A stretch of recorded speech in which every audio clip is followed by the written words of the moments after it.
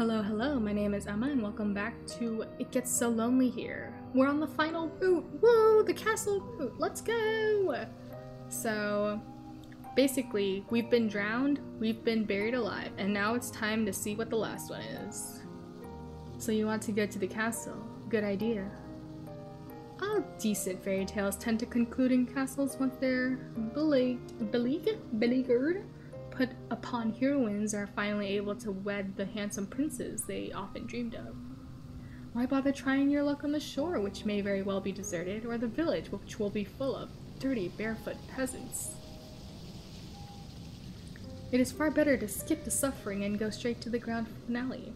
That is very astute of you. I did not realize you had it in you to be so mercenary. I can only wonder what you will uncover during your moonlight meanderings. The night is far from over, and your adventures are only just beginning.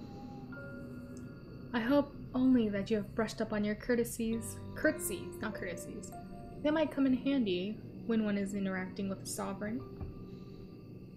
Royals can be temperamental, after all. If you fail to treat them with the prerequisite amount of respect, you might come to regret it, like cannibalism. You follow the path which leads you to the castle, supporting yourself on weary, aching legs, which feel ready, at the moment's notice, to detach from your hip. You are little more than a wisp of a girl, but you've been running for very long, and your feet are still very numb. You feel like a great lumbering thing, clumsy and ungainly. The soles of your feet are screaming at you. You need to lie down, and quickly. You only hope, as you continue to run, that you will find a spare room available at the castle. You do not know what exactly will await you at the castle, but you do have visions as you run of a vast, opulent dwelling. This dwelling will surely be full of finely furnished rooms in which you could rest a weary head on.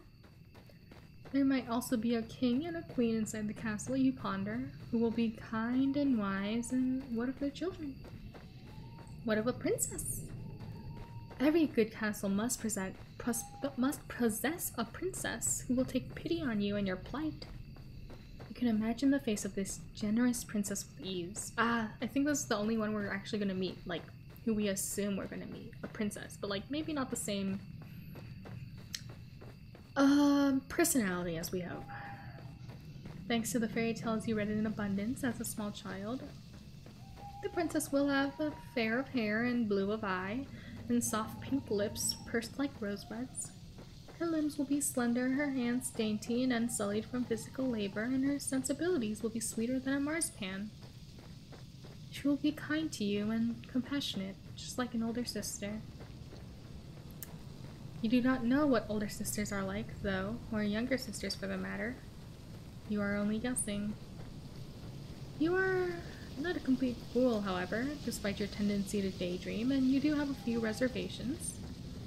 Monarchs do not, as you know from voracious readings, have the best track record when it comes to caring for the peasantry, but I'm not a peasant. I'm a high-class girl who went to a high-class school and experienced high-class bullying. Was there not a very famous queen who once said, with a cavalier wave of her hand, that the hungry peasants in our kingdom should content themselves with cake, if bread was not an option? You think that this might be a misquote, but the point still stands. Though royals are supposed to grant their subjects succor in their times of need, this does not always happen. In fact, it very rarely happens. Kings and queens and princesses and princes are just people at the end of the day, and they're subject to the same caprices that all humans are. They can also be careless, selfish, and inconsiderate. There's no guarantee that this mythical princess of your imagination will help you. Why, there's no guarantee that this mythical princess exists at all. Still, you must try. We don't have any other choice. It is with this hope that keeps you going. You continue to run to the castle. It takes some time before you can finally emerge from the woods, but finally you do it. How much time, do you ask? Well, I cannot answer that. Did I not already say 3 times that time has begun to lose all its meaning? The forest is behind you now, and at least all the awful nightmares that dwell within it. It is still cold though, and foggy, and very dark. The sun is yet to rise. You can see the moon more clearly now, though, as it hangs above your head, round as any pearl or orb or crystal ball. The moonlight shines down upon your castle, which looms in front of you like a cliffside. Oh my. The stone edifice of the building is imposing, and it drowns you in shadows darker than the depths of the darkest, deepest ocean. The castle is not at all dark, though. Not like the night sky above it. When you crane your head, you can see that there are lights flickering within, in the narrow, slitted windows. It would appear that's somebody's home. The king and the queen, perhaps? What of their servants? What, perhaps more pressingly, of their guards? You half expect as you stand there that armored knights will accost you for daring to approach the castle of King and Queen so-and-so. Do you not know your place, foolish peasant girl with the dirty skirt? Be gone with you. You are not, of course, a peasant.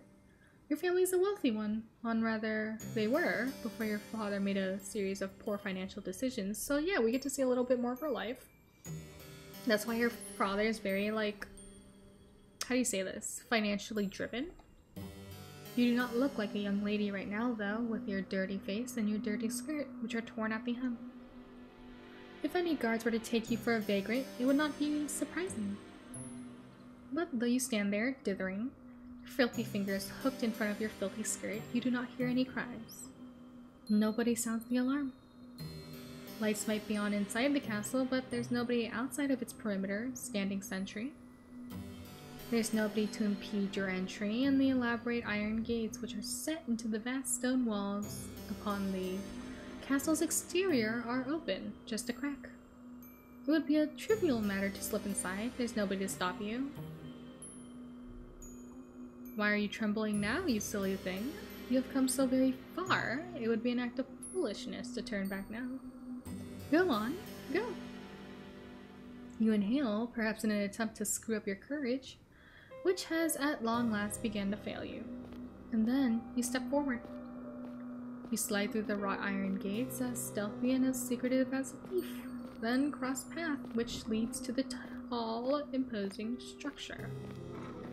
The domed, oh my gosh, we're definitely doomed though. The domed doorway which leads to the castle itself, hewed from stone, is closed. But as you at a push of your palm, it swings inwards. The door creaks alarmingly as it opens, a sound loud enough to split the silence like a thunderclap.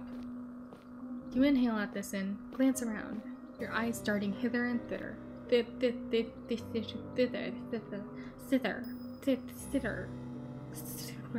I can't speak. I'm speaking hard. If there's any guards posted around the castle's grounds, they should have been alerted by that sound. Will they come for you at long last? What will happen should they catch you? Will they throw you into the dungeons? That does not sound like a pleasant way to spend a night. At least you would have a roof over your head though, and you would not have to keep walking. But your feet really do ache, because we did run very long. You stand there for an indeterminate amount of time, your heart pounding a panicked, irregular rhythm in the base of your throat. But no matter how much time elapses, no guards come. You're thankful for your good luck, though it does make you wonder. Where is everybody? Why, it's almost as if all the people in the world have disappeared. Could it be that you're the very last human left alive? You frown, then press your palms back against the door. You push less cautiously this time, heedless of the loud sound which splits the silence. There's no point in worrying about the guards. They pretty much are slacking at this point, if anything. Not when they might as well be non-existent.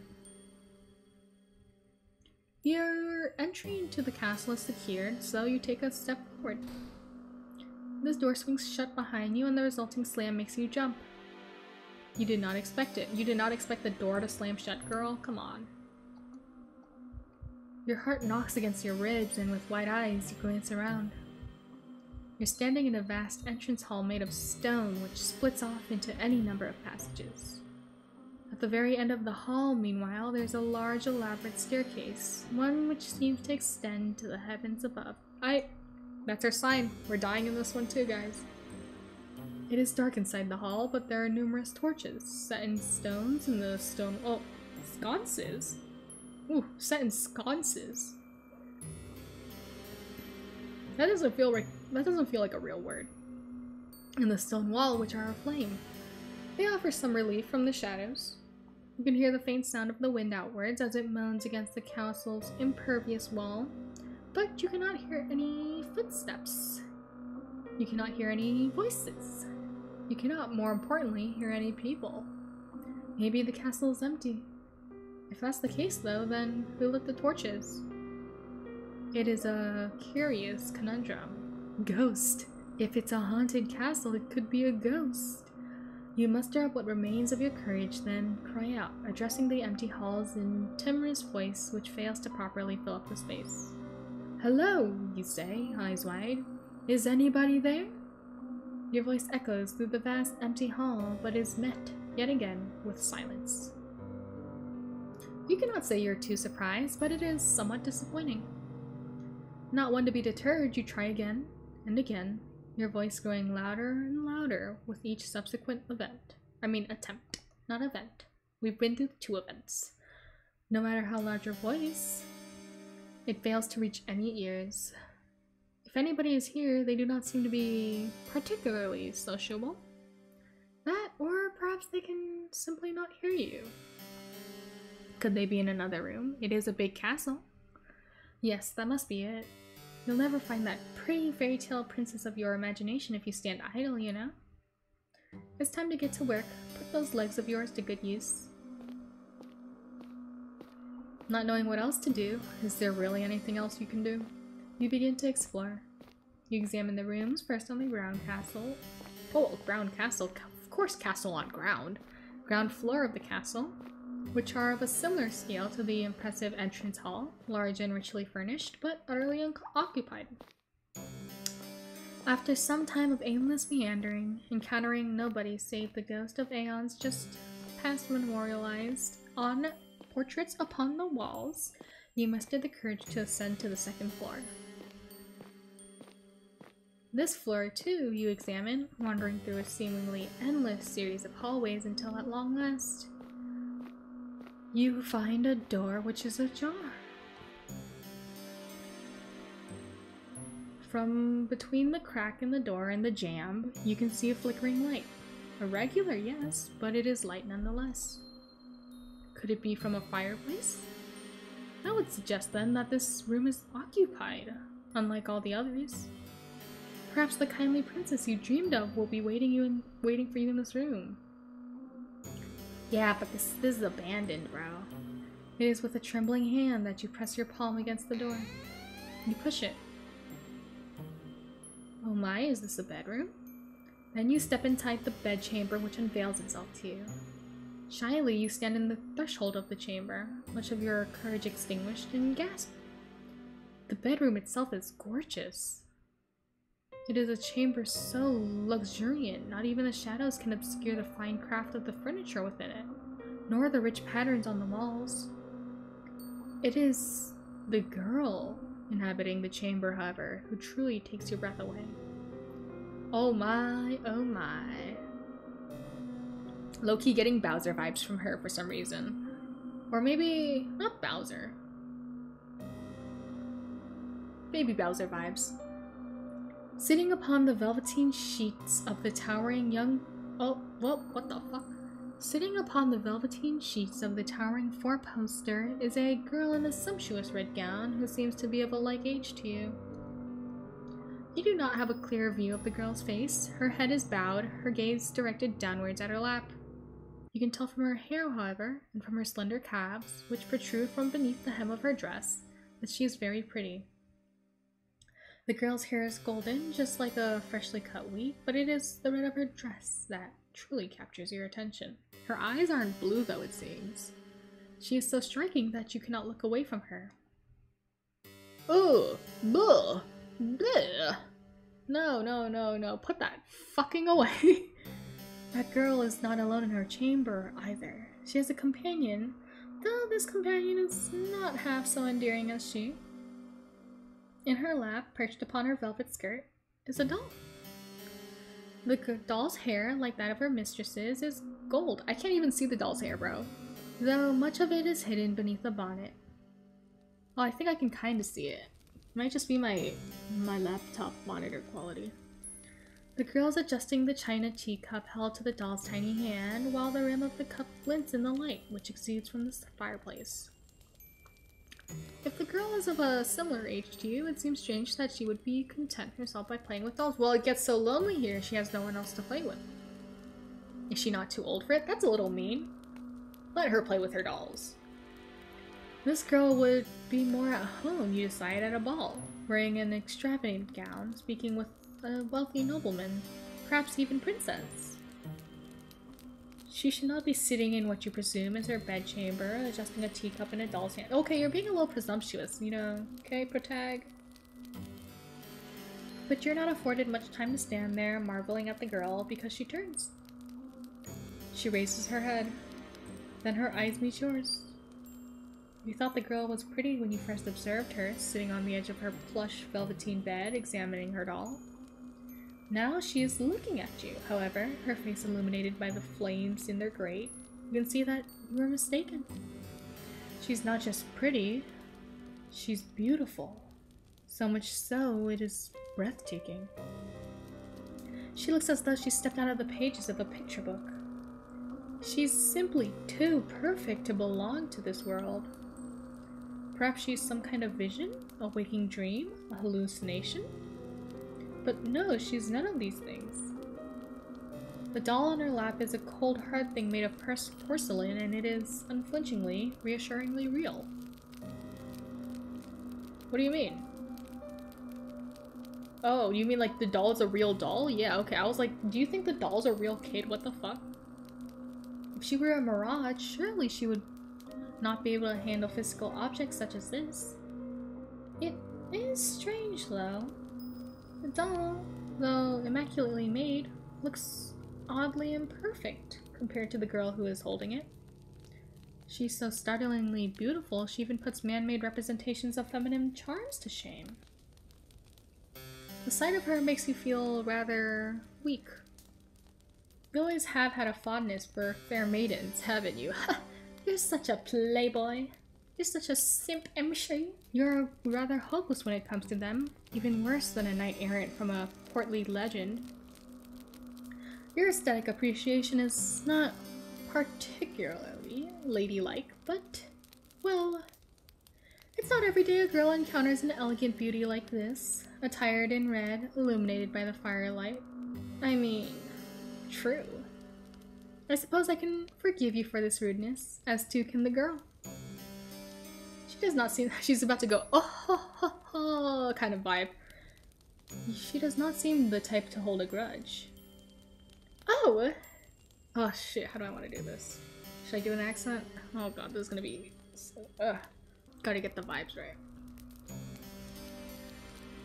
Oh, the girl says in a voice that is surprisingly enough far less refined than her appearance. It is good to see you. I've been waiting. Has she? Has she really? Oh, she's been waiting for a person, that is true. That is news to you. You blink, perplexed, a response on the tip of your tongue, but you're unable to expel it into the ether. The girl is setting her doll aside, then she stands the hem of her dress, swishing around about her legs. Nimbly like a ballerina, she canvasses the space between you. Her room is so very large, which is quite a lot of space. Then takes her hands in her own. You must, the girl says, her eyes aglow with excitement, be my new lady's maid. It's been a while, but it's such a relief that you finally arrived. I knew that you would.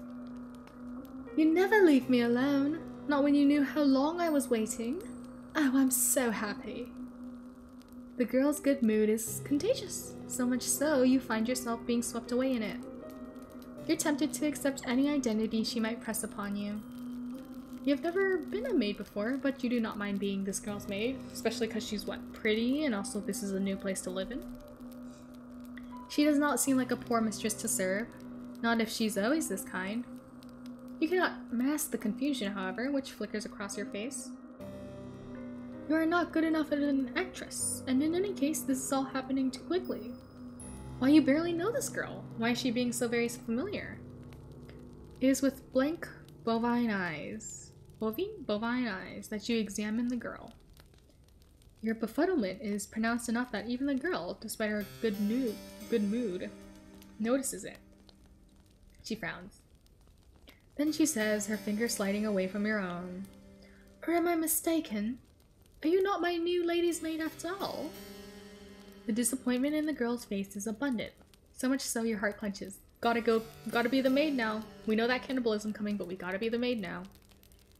You do not know her. She is still a stranger, but you're struck all of a sudden with an intense desire to appease her.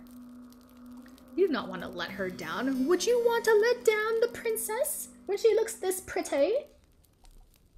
The thought is devastating. You're not aware. You tell her that you have applied to be her maid, but if that is what she wills, you would not be opposed to it. You pray that she forgives you, though, for your discombobulation. Whoa, big word.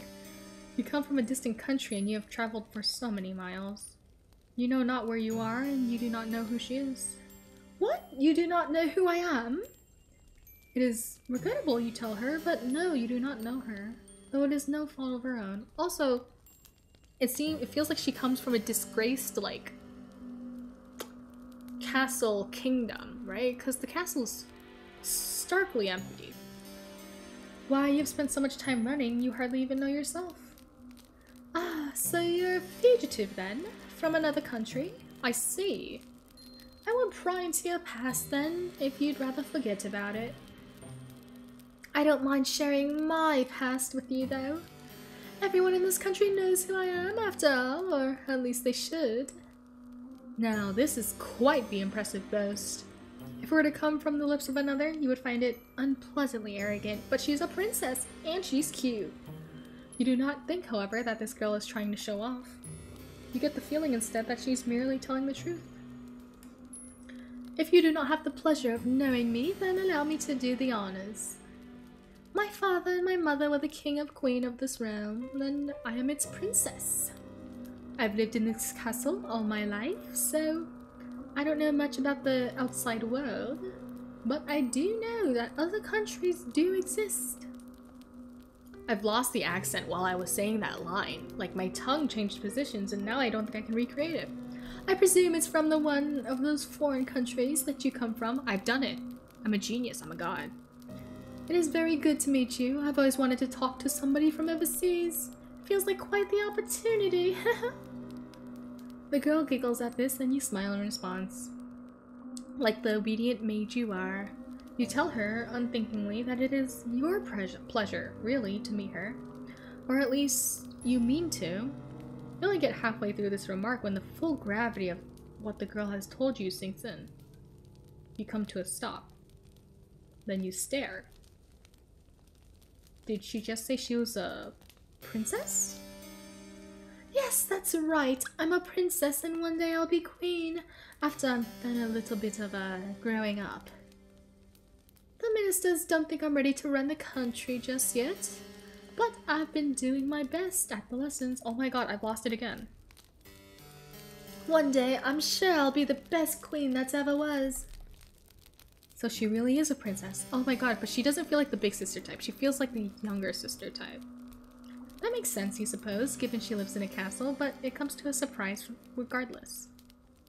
You hadn't known before you entered this chamber that you were trespassing on a lady of such great renown. Why, if she willed it, she could have you executed for your carelessness. Yeah, by who? What guards, huh? What guards are you gonna fight me off with? An ugly red flush creeps up to your face, a flush which is far more lurid than the princess's dress as you look to your feet.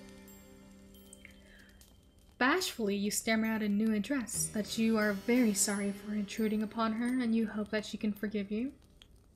Oh, it's alright. Think nothing of it. I don't mind, really. We all make mistakes, and anyway, you want to know. You said you weren't from here. You nod your head in silent affirmation. It isn't a complete lie. You really are not from this country. Well, you're not from this world at all. So yeah, that still leads to my assumption, right? She came from like, it was like an isekai. Gotta bring it back to the isekai roots. Because, like, I'm assuming she probably was, like, reading a book, or the person that was chasing her is related to her transferring from her original world to this world. How wonderful! I look forward to picking your brain later. All of my servants come from nearby village. The tales are all the same, and so are their superstitions. I could do with a breath of fresh air. My last lady's maid told me I was too impetuous, but I don't think there's anything wrong with waiting a little bit, wanting a little bit of adventure. Not that I've ever been afforded much of that. I've been shut up in here for so long. I hardly ever had the chance to talk to other girls my age. My last lady's maid was older than me, and so was the one before that, and the one before her. Some of the princess's fair mood seems to dissipate as she speaks, her expression turning, by degrees, into something more pensive. But I haven't seen any of my old lady maids in a while, or any of the other servants for this matter. Did no one, like, tell her? Did they all just go poof? Like, some magic man came and it was like, poof, no more people around here. They've all disappeared. Now, that is quite curious. How could a whole household full of servants simply disappear? That I do not know. This castle was full of servants once. My lady's maids, and my undermaids, and my scullery maids, and my housekeeper, and my cooks, and a large retinue of retainers, and my mother, and my papa. Why did I say it like that? They're all gone now, though. I think my my ministers must have sent them away. I don't know why they would have done that, though. They didn't explain it to me. But then again, they never explain anything to me. They still treat me like I'm a little girl. Okay. What if the ministers are evil, right? What if they're like fucking around? It's so tiring. She said that her ministers sent her servants away? What of her parents, the king and the queen? Would they not be the ultimate authorities in the castle's hierarchy? They would, yes, if they were still alive, but they're not. They died a long time ago. I was raised for most of my life by my servants. Oh, you answer and you flush because everyone has to be dead? You hadn't known. It's alright, you don't need to apologize. I'm just happy that I have you now. I'm getting sick and tired of only having my dolls to speak to. They aren't, well, the best conversational partners. You can imagine so, yeah, because they don't respond. You doubt any doll, even one made by a talented artisan, with an intelligent face distinguishable from a human's, would be very good at answering back. Oh no, they aren't. They're hopeless at it, really. They're so stony-lipped. You've no idea how much of a relief it is to see you. This castle is so big, and without my servants it feels so very empty. It gets so lonely. Oh my god, she said the title again! Kya! Now, this is an interesting turn of phrase. It catches inside your head like a burr. Once again, we have 3 burrs in our brain. Have you heard it before? You do not have much time to ponder this, however, because the princess is speaking anew, in that curiously conversational manner of hers, which does not seem particularly princessy. Maybe she learned how to speak it from her servants. That would explain why her consonants are so unrefined. Good thing she doesn't speak refined, because I can't speak, period. Oh, but listen to me, yammering on again. It's a bad habit. I really must put a stop to it. You're probably tired, dear one, from your travels. Would you like me to show you to your room? Yes, the princess announces before you can say anything to reply. I think I'll do just that. God, actually, I kind of like her a lot. This is like my vibe. The cheery vibe is always more my vibe. I might show you. I've changed over the years, by the way, friends. I used to be into like the Cinder type, but right now the cheery vibe really hits right now, especially after dying twice. I might show you around a bit the castle. Oh, I might show you a bit around the castle first, though. It's like amazing here, and I wouldn't want you to get lost. You'll be staying here for quite some time after all. The princess then hastens to take you on a tour of her home. Fortunately, she does not show all the rooms in her abode, and neither does she offer overly long descriptions of what the few rooms she would show you are used for. She does, however, pause by the kitchens where she offers you some victuals. Once the growling in your Once the growling in your belly has been satisfied, the princess then resumes her journey. She leads you down a dark, twisting hallway and up a series of equally dark, twisting steps until she arrives at long last before a door. The princess pushes their door aside summarily, thus permitting your entrance to a small, humble bedchamber. Actually, I feel like this is pretty big. The chamber is not half so opulent as the grand bedroom in which the princess resides, with its represent four-poster and its richly patterned wallpaper. The room's ceiling is not as high, and the singular bed shoved against the wall is thin and narrow. It's okay, I like thin beds. I sleep by the wall anyway. The walls are unassumingly beige, and the floor beneath your soles is of warped wood. There's a malodorous scent, too, which hangs in the air, one of disuse and general decay. You get the feeling that nobody has slept in this room for quite some time.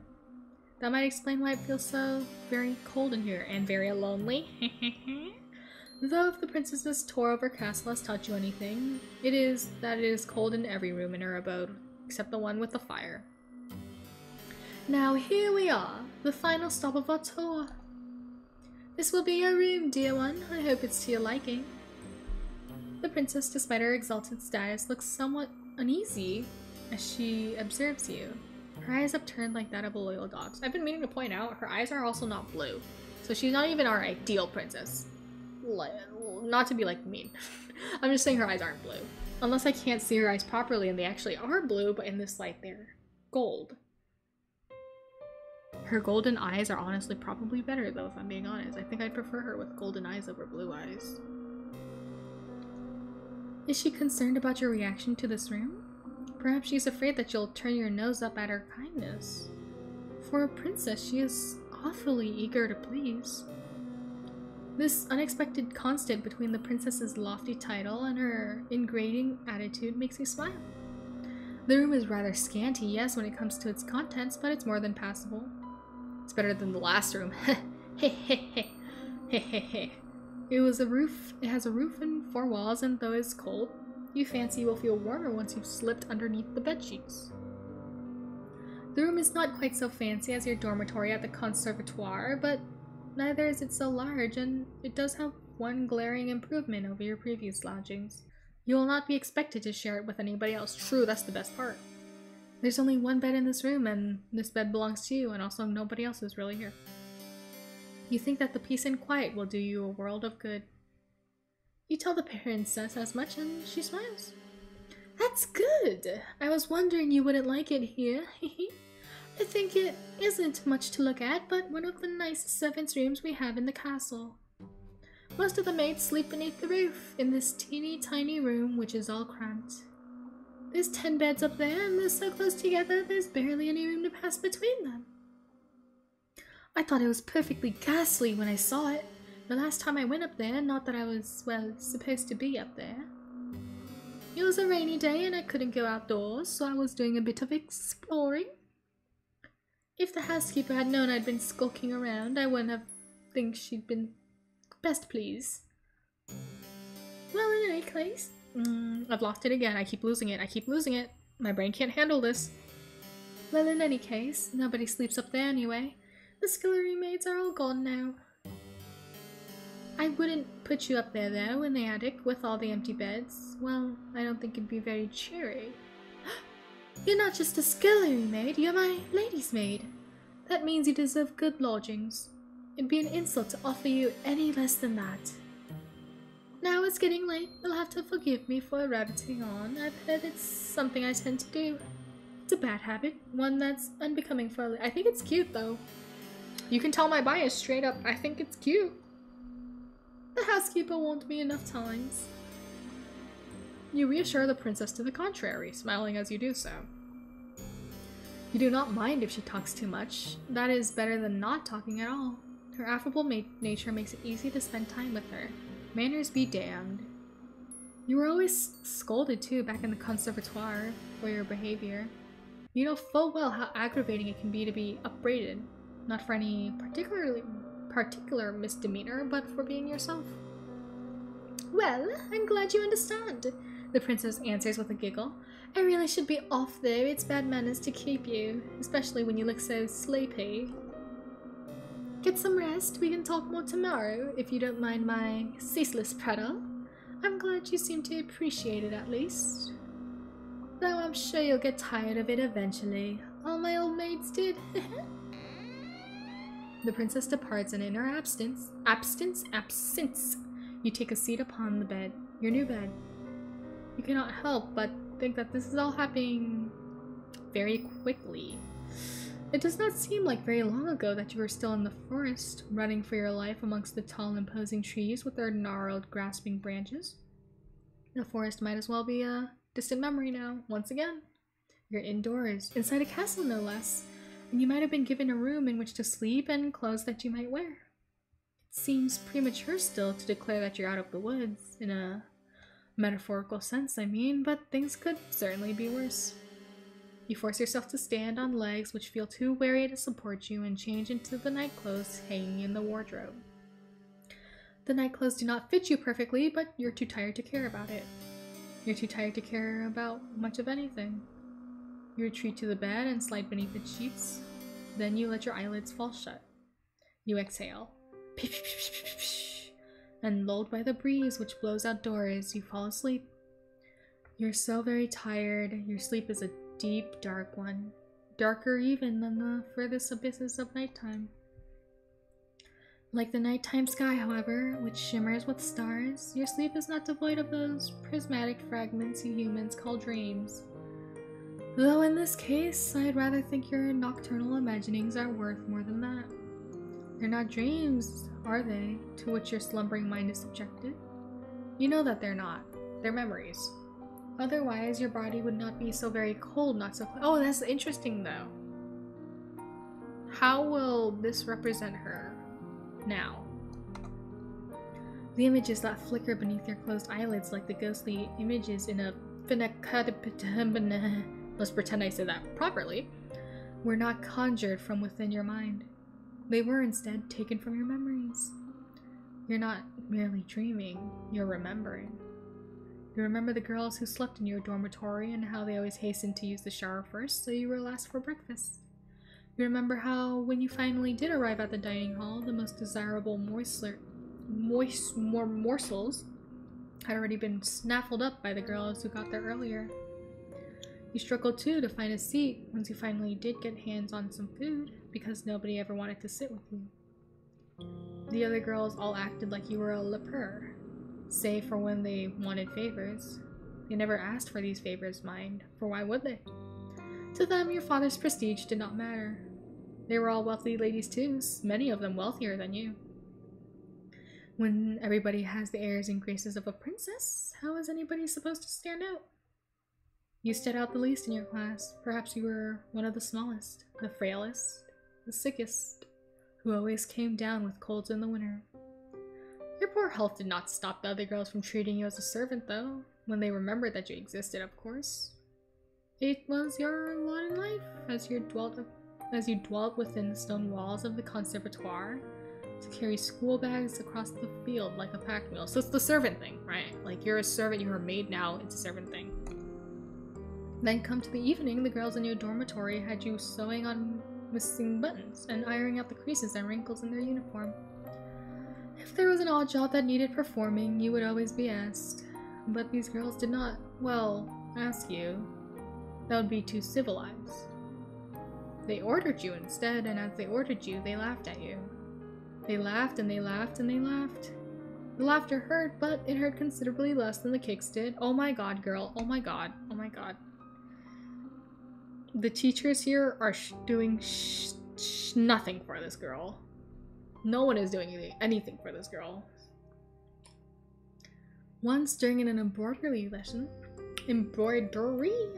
one of your classmates had an accident with her sewing scissors. She stumbled, or at least she pretended to, and before you knew it, the silvery blade of those scissors was embedded in your left palm. This happened some time ago when you were even littler than you are now, but you can still remember it. It hurt a lot. The scissors were sharp and they perforated your skin. Not all the way down to the bone, but enough to bleed. Your wound bled bright red. Your wound bled bright red, like strawberry jam, all over your embroidery. Then, when your professor saw it, she shrieked. Her face turned as pale as whey, and she looked for a few moments as though she might faint, though you were the one in pain. Your professor looked at your face. She could not bear to look at your hand, then demanded to know why you were not more careful. Dude, you think this girl was able to dodge that? Like, you crazy, ma'am? Go talk to the other girl. Her tone had been an accusory one, almost as if you had stabbed yourself in the hand with your scissors to goad her. The pain in your hand hurt, but the giggles of your persecutors hurt all the more. Dude, that's basically assault, bro. You need them out of here. They never were punished for that. Perhaps your professor did not care enough to punish them. Perhaps she, like everyone else, thought it was all your fault. The wound, when all said and done, was not too deep. You did not even need any stitches. It healed well enough in time on its own, though it still left a scar, a white raised thing like a crescent moon. You still have that scar. You do not know how much blood you lost. It seemed like a lot back in the classroom. You could smell it in the air, sharp as iron, but it could not have been that much, evidently. If your wound had been more serious, perhaps your professor might have cared. Mindset is kind of, Perhaps your classmates too would have felt some modicum of guilt over what they did. But it seems very unlikely. It's like the desperate thought of like, oh, if it got to a worser point, would anyone care? You know that your blood meant nothing to your classmates. Why should it? It meant next to nothing than the blood in your veins was, if such thing was possible, even more inconsequential. Okay, I'm gonna stop this one here after the nightmare sequence, the nightmare memory sequence, and I'll continue it all next time, basically when we're gonna meet her again after we wake up. So I'll see y'all next time. Bye bye.